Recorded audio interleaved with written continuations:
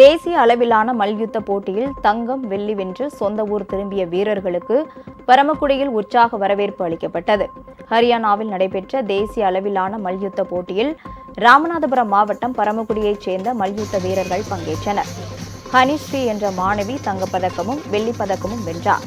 52 kilo எடைப்பிரிவில் Kanishka, 60 kilo எடைப்பிரிவில் Prabhakaran, 49 kilo எடைப்பிரிவில் முகிலரசன் ஆகிய மாணவர்கள் 3 வெள்ளிப்பதக்கம், 2 வெண்கலப் பதக்கமும் வென்று அசத்தினர்.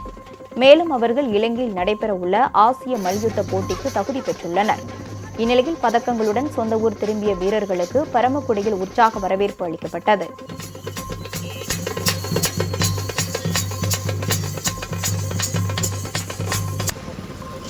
உங்கள் ராஜ் நியூஸ் தொலைக்காட்சியில் திங்கள் முதல் வெள்ளி வரை தினந்தோறும் பிற்பகல் 2 மணிக்கு உங்கள் பகுதியில் உள்ள குறைகளை நேரலையில் தெரிவிக்கும் புகார் பெட்டி நிகழ்ச்சி.